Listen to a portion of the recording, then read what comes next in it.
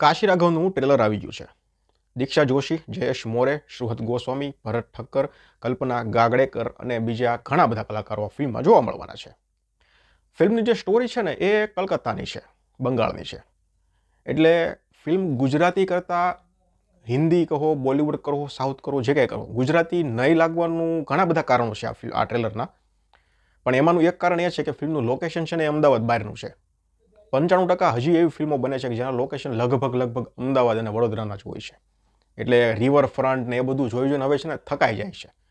એટલે આ ફિલ્મમાં જે સ્ટોરી છે એ બંગાળની છે. એટલે ગુજરાતી કરતાં અધર લેંગ્વેજની ફિલ્મ છે એવું ફીલ થાય છે. એમાં ઘણા બધા કારણોમાં આ એક કારણ પણ છે એવું મને લાગે છે. હવે છે ને 2025નું આમ મુહૂર્ત બહુ સારું થાય એવું લાગે છે, કારણ કે વિક્ટર 303નું ટ્રેલર જોયું, લોકોને પણ ફિલ્મનું ટ્રેલર ગમ્યું. મેં કમેન્ટ્સ જોઈ ટ્રેલરના કમેન્ટ સેક્શનમાં કે પછી ઇન્સ્ટાગ્રામમાં તમે જુઓ, મારા વિડીયોમાં પણ ઘણા બધાની કમેન્ટ્સ આવી છે. તો ટ્રેલર લોકોને પણ ગમ્યું છે. અને આનું ટ્રેલર પણ ટ્રેલરના વિડીયોમાં તમે જુઓ, ઇન્સ્ટાગ્રામમાં જુઓ, ગમે ત્યાં જુઓ, બધા બંને ફિલ્મના ટ્રેલર લોકોને ગમ્યા છે. એટલે સારી એવી બહુ શરૂઆત થશે 2025ની. 3 જાન્યુઆરી 2 ફિલ્મો આવે છે. એટલે એમ કેવો કે ગુજરાતી ઇન્ડસ્ટ્રીનો કહો કે 2025નો સૌથી મોટો ક્લેશ, પહેલો ક્લેશ 2025નો થવાનો છે. અને પાછી કોઈ બોલિવૂડની એવી મોટી ફિલ્મ પણ નથી, એટલે વાંધો નહીં. એટલે આપણે તો આશા એટલી જ કરવાની કે સારું એવું કલેક્શન થઈ જાય, બંને ફિલ્મ લોકોને ગમે, બંને ફિલ્મ ચાલે અને આમ ઇન્ડસ્ટ્રીનું સારું એવું મુહૂર્ત થઈ જાય એવું. બંને ટ્રેલર જોતા મને એવું લાગ્યું કે આપણે છે ને હવે કામ કરાય એવું છે. બોલિવૂડની ફિલ્મોને આપણે જે ટિકિટ ખર્ચીને થિયેટરમાં જોવા જાય છે ને એ બધી ઓટીટીમાં આવે છે. એટલે એ બધી ફિલ્મો છે ને આપણે ઓટીટીમાં જોવાનું રાખવાનું. અને આ બંને ફિલ્મોના ટ્રેલર જોઈને એવું લાગે છે કે 2025માં પણ 2024 કરતાં પણ 2025માં ગુજરાતી ફિલ્મો જે આવનારી છે બધાનો સ્કેલ, જે બધાનું લેવલ છે ને એ 1-2 ડગલા ઉપર વહી ગયું છે. એટલે હવે આરામથી તમે થિયેટરમાં ફિલ્મને એન્જોય કરી શકો ને એવી ફિલ્મો હવે ગુજરાતીમાં બનશે. આ 2 ટ્રેલર જોતા મને એવું લાગે છે. એટલે હવે એવું કરાય કે ઓલી બધી ઓટીટીમાં આવે છે બોલિવૂડની, એટલે એમાં ટિકિટના જે ખર્ચા કરો ને એ બધા આપણે આમાં કરવાના. બોલિવૂડની તમે 2 ફિલ્મ જુઓ તો ગુજરાતી તમારે 3 જોવાઈ જાય ટિકિટમાં. એટલે ટિકિટ સસ્તી અને ફિલ થાય ને. અમે ગુજરાતી ફિલ્મો ઓટીટીમાં તો અત્યારે બહુ ઓછી જ આવે છે.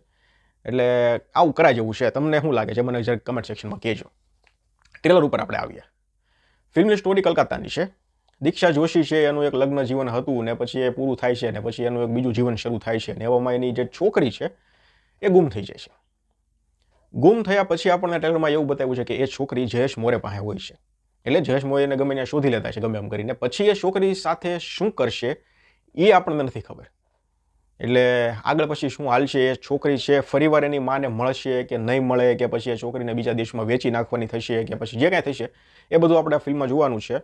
કદાચ એવું લાગે છે કે આ ફિલ્મમાં જે નાના બાળકોને અપહરણનો અને નાના બાળકોને બહાર વેચવાનો અને એ બધો જે કારોબાર બિઝનેસ છે ને એ પણ લગભગ આપણને આ ફિલ્મમાં બતાવ્યો છે, જે લગભગ કોઈ ગુજરાતી ફિલ્મમાં નથી બતાવ્યો. અને એકાદ ફિલ્મ, 1-2 ફિલ્મ એવી આવી છે કે જેમાં આપણને આ મુદ્દા પર વાત થઈ છે.